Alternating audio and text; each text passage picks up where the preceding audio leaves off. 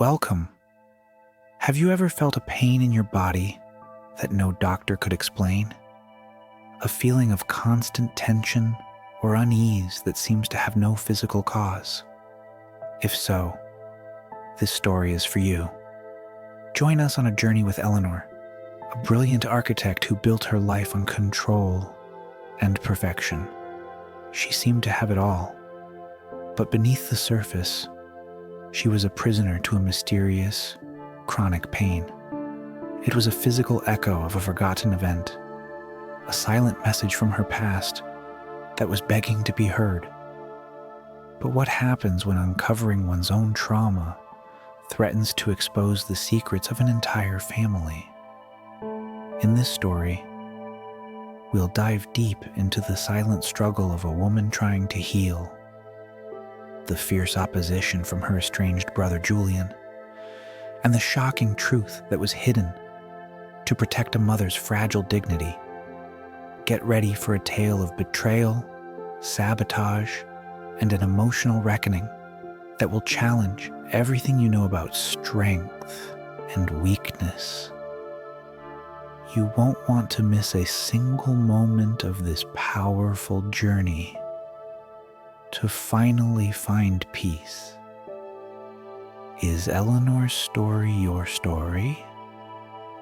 Stay tuned to find out.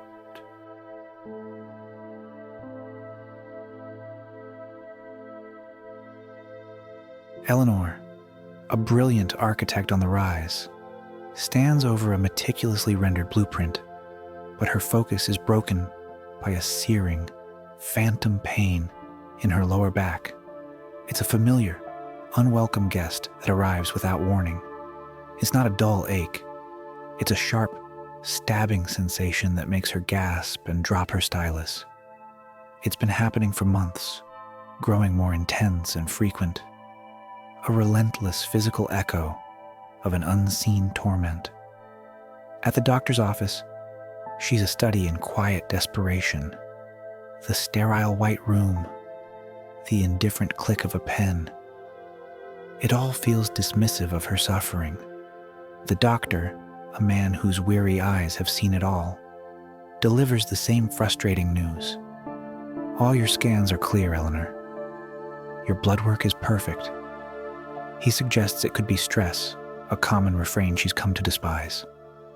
But just as he's about to usher her out, he pauses, looking at the tension etched around her eyes. Sometimes, he says softly, the body holds a memory that the mind has forgotten. Have you ever considered a therapist? A mind-body connection can be a powerful thing. That night, alone in her chic, minimalist apartment, the pain flares up again, so severe it forces her to the floor. She curls into a fetal position, tears of frustration and exhaustion streaming down her face. She feels utterly betrayed by her own body. The doctor's words haunt her, offering a sliver of hope she's too afraid to grab. In a moment of pure surrender, she pulls out her phone, her fingers trembling as she searches for trauma therapy.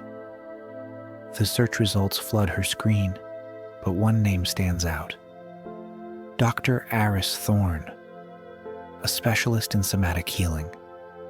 The episode ends with Eleanor standing in front of a heavy wooden door with a brass nameplate, her hand hesitating before reaching out. She takes a shaky breath and knocks, unknowingly opening the door to the darkest secrets of her past. The scent of old leather and a faint herbal aroma fills the room as Eleanor sinks into a plush armchair. Dr. Aris Thorne sits opposite her, his expression a calm mirror to her coiled tension. He doesn't ask about her pain. Not directly. He asks about her childhood. She dismisses it with a wave of her hand. It was fine. Normal. But her fingers are digging into the armrests. Dr. Thorne leans forward. Sometimes, Eleanor, the body keeps a different record than the mind. A record of what happened, not what we remember. He explains that her back pain might not be a physical injury, but a trauma signature. A memory of a moment her body felt it couldn't move. A moment it had to freeze to survive. Eleanor scoffs. That's absurd. I've never been in an accident. He simply smiles. Trauma isn't always a car crash. Sometimes it's just loud. The word hangs in the air, and for a split second, a crack appears in Eleanor's mental fortress. We flash back. A grainy, shaky image of a living room floor. A tiny, 6-year-old Eleanor is curled into a ball under a heavy mahogany dining table. Dust motes dance in the sliver of light from the hallway. Above her, muffled shouts. The low rumble of her father's voice. The shrill, rising pitch of her mother's. The table legs are solid, safe, but they tremble with every slammed fist and angry word. The child's tiny body is a knot of terror. She presses her back flat against the floor, trying to become smaller, to vanish. Her muscles are locked, rigid, holding so still she can barely breathe. All she can hear is the muffled, violent sound of the world above. The flashback snaps back to the present. Eleanor's hands are no longer gripping the chair. They are trembling uncontrollably. A wave of nausea washes over her, followed by a dull, throbbing ache in her lower back, more intense than ever before. Her eyes are wide with dawning horror. That's the pain, she whispers, her voice barely a breath. That's exactly what it feels like. Like I'm trying to press myself through the floor. The episode ends on a close-up of Eleanor's face. The pain she has been trying to escape for years has finally found a name, a memory. The unspoken scar has finally made itself heard. Eleanor lies on a mat in Dr. Thorne's office, the soft glow of a salt lamp casting long shadows. She feels foolish. Just breathe? She asks, skeptical. He instructs her to breathe deep into her belly, to let the air fill her completely. Reluctantly, she closes her eyes, focusing on the slow, rhythmic pattern. At first, it's just air moving in and out. But after a few moments, a subtle resistance builds in her chest. She tries to breathe deeper, but the resistance turns into a sharp, constricting pressure. Panic ignites in her chest. She can't get enough air. Her body is convulsing, her heart hammering against her ribs. She gasps, a strangled sound, convinced this is it. A heart attack. Dr. Thorne's voice cuts through her rising terror, steady and low. Eleanor, open your eyes. You're not in danger. This is what we call an emotional release. He explains that her body is finally completing the breath it couldn't take as a terrified child, curled under that table. The sensation of suffocation is the physical memory of being unable to fully inhale for fear of being heard. As he talks, the constriction slowly, agonizingly begins to ease. A few days later, Eleanor tries a public yoga class, hoping to practice the breathing without the pressure of Dr. Thorne's gaze. She's in the middle of a pose when she feels a familiar anxiety creeping back. She closes her eyes, trying to focus on her breath, trying to push through it. Meanwhile, Julian, her estranged brother, enters the same studio. He's there for his own reasons, a reluctant attendee at the insistence of his wife, Maya. As he unrolls his mat, he glances around the room, his face a mask of detached indifference. Then he sees her. Eleanor, eyes squeezed shut, her face tight with a familiar fear. It's the same look he saw on her face the night their family fell apart. The same look she had when she was hiding under that table, desperately trying to disappear. It's a ghost from the past he has tried so hard to bury, suddenly standing right in front of him. The sight of her vulnerability, a mirror of his own, ignites a flicker of fury in his eyes. He quickly turns away, his face hardening with a silent, simmering rage. Julian corners Eleanor outside the yoga studio, the urban noise a stark contrast to his hushed, venomous tone. "What are you doing here?" he demands, his jaw clenched so tight the muscle twitches. "Julian, I didn't know you came here," Eleanor says, trying to keep her voice even. He scoffs. "Cut the act. I saw the look on your face. You're bringing it all back, aren't you?" His hands are clenched into fists at his side, a silent fight response to her vulnerability. Eleanor tries to explain the concept of somatic healing, of how her body has been holding on to the past, but Julian cuts her off. "The past is over. We survived it. We moved on." He says the words as if they are a mantra, a defense against the very idea of pain. A quick flashback reveals the other side of the childhood trauma. We see a young Julian in the same living room as the previous episode. While young Eleanor is curled under the table, Julian is standing, his small hands balled into fists, watching the argument with a face of silent fury. As his parents shout, he storms out of the room, slamming the door so hard it rattles the house. He couldn't freeze. He had to fight. He had to exert control over the chaos, even if it was just by breaking something. Back in the present, Julian's face is a mask of pure rage. He accuses her of being weak, of being a traitor to their unspoken pact. He's furious that she's exposing their shared history.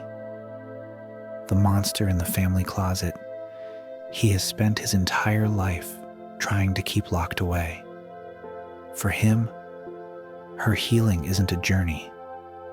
It's a dangerous threat that could unravel the fragile peace he has so desperately built. "You're going to open a door you can't close, Eleanor," he hisses, his voice low and menacing. "And you'll find out that some things are better left buried." He turns and walks away, leaving Eleanor standing alone. The contrast is stark.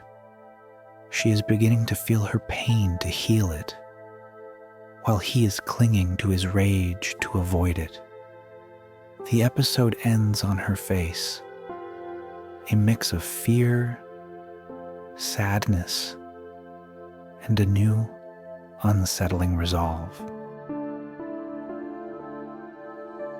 The sun warms the manicured lawn of a city park as Eleanor takes off her shoes, her bare feet sinking into the cool, soft grass. Her therapist's voice echoes in her head.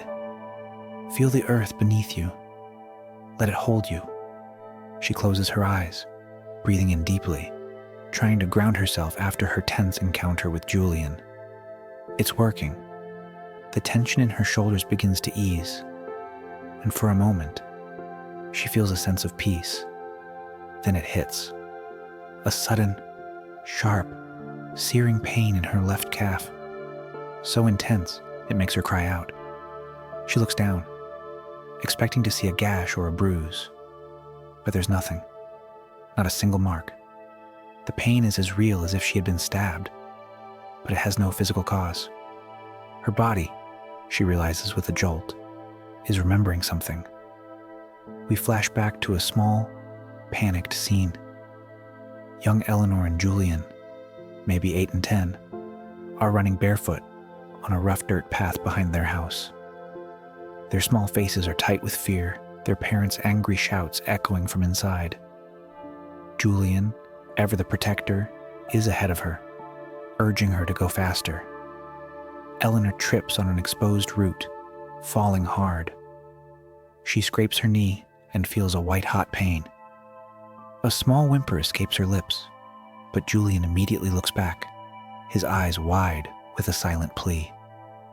Their mother's distraught voice from the porch is sharp. "Julian! Eleanor! Don't you dare cry!" Young Eleanor, seeing her brother's terror and her mother's fragile state, stifles the cry. She forces herself up, dusting off her scraped leg, her small body freezing the pain in place. The scene cuts abruptly to Julian, now in his high-rise office building. He's in the middle of a high-stakes meeting, trying to close a deal. A colleague asks a question he perceives as a challenge, and a flash of red rage blinds him. The pressure, the need for control, the buried anger, it all boils over. He slams his fist down on the conference table so hard the glass surface cracks in a spiderweb of shattered lines. The room falls silent. Everyone stares, shocked. Julian stands there panting, his knuckles white with the very rage he had to bury as a child. The moment perfectly mirrors the physical manifestation of Eleanor's pain. The episode ends with a tight shot of the shattered glass, a symbol of his shattered control. Maya stands in the hallway of Julian's office, her face a mask of concern, as she speaks to his stunned colleague. The story of his public outburst is even more shocking than she imagined. She returns home, a sense of unease settling over her. While tidying up the study, she finds a dusty old photo album tucked away on a forgotten shelf. Inside, she discovers a faded picture of a young Julian, barely a boy, standing next to his sister, Eleanor. Their smiles are a little too wide, a little too forced, but they are together. Later that evening, as Julian sits silently at the dinner table, Maya places the photo in front of him. "You never told me you had a sister," she says, her voice gentle. Julian's body goes rigid. The calm facade he has so carefully maintained shatters. He explodes, slapping the photo off the table and yelling at her for digging into his past. His reaction is so fierce, so uncharacteristic that Maya recoils in fear. He leaves the room, his control completely gone. Seething and panicked, Julian's mind turns to Eleanor. She is the one bringing this monster back to life, and he needs to stop her. He grabs his phone, creating an anonymous burner account. He sends Eleanor a series of messages, each one a psychological blow aimed at her most vulnerable fears. "You think you're healing? You're just going crazy. Some things can't be fixed. That pain isn't a memory. It's a weakness. You'll never be able to handle it. You were always the weak one, the one who couldn't handle the truth." Eleanor, just beginning to feel a sense of hope, is utterly devastated. Each message feels like a physical punch. She clutches her phone, her hands trembling as she rereads the cruel words. All her doubts, all her fears of being fragile and broken, come rushing back. The episode ends with her sitting on her couch, tears streaming down her face, staring at her phone. The final shot is Julian at his desk, staring blankly at the old photo, his face a mask of cold, determined anger. Eleanor sits with Dr. Thorne, her phone clenched in her hand. The anonymous messages have shaken her, and she confesses her doubts, questioning if her pain is real or just a sign of a deeper mental weakness. Dr. Thorne listens patiently, then explains that the messages are not a sign of her weakness, but a sign that her healing is a threat to someone else's control. Her emotional pain, he tells her, is not a flaw. It's a messenger from her body, a signal that something is trapped and needs to be released. This realization is her breakthrough. She finally understands that her pain is not a burden to be endured, but a guide to be followed. Armed with this newfound clarity, she knows she has to confront Julian. She realizes his rage isn't about her, but about the very same pain he refuses to acknowledge. She drives to his office, a place of order and control, a stark symbol of his coping mechanism. We flash back to a younger Julian and Eleanor after a particularly violent fight between their parents. Their mother, her face pale and her hands trembling, looks at them with a desperate, fragile smile. "Everything is fine," she says, her voice cracking. "Be strong for me. Just get over it." Julian, his small body rigid, accepts this directive. He sees his mother's emotional fragility and takes on the role of the protector, burying his pain to maintain her facade of strength. Eleanor, wanting to be like her big brother, does the same. Julian's need for control and rage is not just his own trauma. It's a direct product of their mother's emotional neglect and freeze response. The episode ends with Eleanor standing outside Julian's office, her expression determined. She holds her head high, no longer a victim of her pain, but an advocate for it. She's ready to speak the truth, not just for herself, but for the brother who is still trapped in the past. Eleanor enters Julian's office, a place of glass and steel that reflects his rigid need for control. He's initially furious to see her, but she refuses to back down. She doesn't yell or accuse. She speaks with a newfound calm, explaining that she understands his rage because she's been feeling her own pain. She tells him his anger isn't a personality trait, but a fight response. The part of him that never got to complete itself.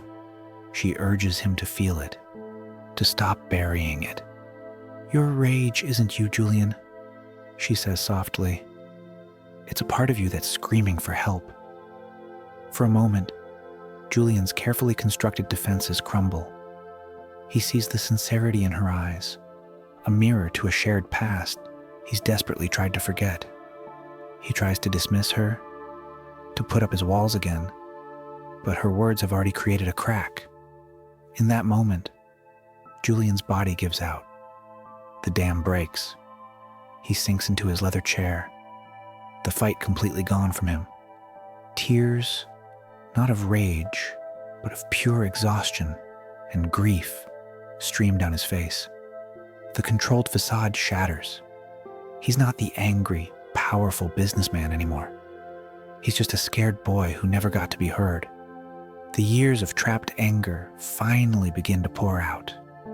The episode ends with a tight shot of Julian's face, a mix of raw emotion and the pain that has finally surfaced. Eleanor rushes to her brother, her own pain forgotten in the face of his utter collapse. As she holds him, Julian isn't just crying.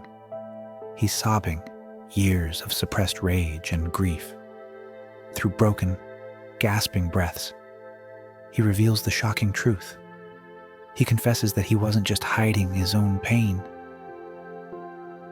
He was protecting a secret about their mother. He reveals that the night of the incident, after Eleanor and he had run back to the house, their mother had not been strong. She had been terrified. He'd found her in the kitchen, silently trembling, her body frozen in a state of shock. He was only a boy, but he had understood in that moment that his mother was broken. His entire life, he had told himself she was a pillar of strength, but she was just another victim, caught in her own freeze response, which she then passed on to them as emotional neglect. Julian, through his tears, confesses that his need for control and his relentless rage were his attempts to prevent that kind of weakness from ever happening again. He was hiding his own pain and his mother's trauma under a thick layer of anger. Eleanor realizes with a jolt that their family's pain is not a single, isolated event, but a multi-generational cycle of trauma that has been silently passed down. The truth is not just about what happened, but about what never got processed. The final shot is of Eleanor holding her brother, both of them now facing the true monster they've been fighting their whole lives.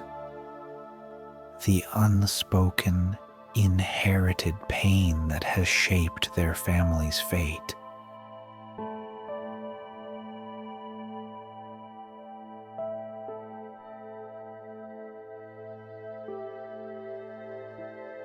The finale opens with Eleanor and Julian side by side on a yoga mat in a sunlit studio, just like in episode 3.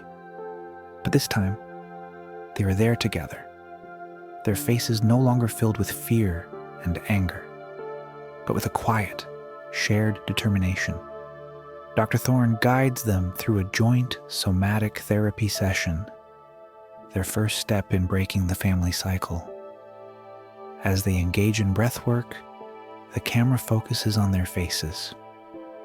Eleanor's expression is one of calm release, as if she is finally letting go of the constant need to be small and invisible. For Julian, the change is more dramatic. His face, usually a mask of rigid control, softens. As he exhales, a single, silent tear rolls down his cheek. Not a tear of rage, but a tear of grief and release. It's the moment his fight response is finally completed. The energy he has held captive in his body for decades finally finds its way out. The final moments of the episode are a powerful montage of flashbacks and present-day shots. We see a young Eleanor and Julian running, but instead of running away in fear, the final shot shows them running toward a brighter, unknown future. Their faces are not filled with terror, but with hope. They are no longer defined by what happened to them, but by what they are doing to heal. The show ends with a voiceover from Eleanor, echoing a central theme of the video that started it all. True healing is a choice, not a destination. The audience is left with the understanding that their journey is not over, but they have taken the first crucial step toward a future where they are no longer haunted by the past. The trauma is still a part of them, but they have finally begun to reclaim their bodies and their lives.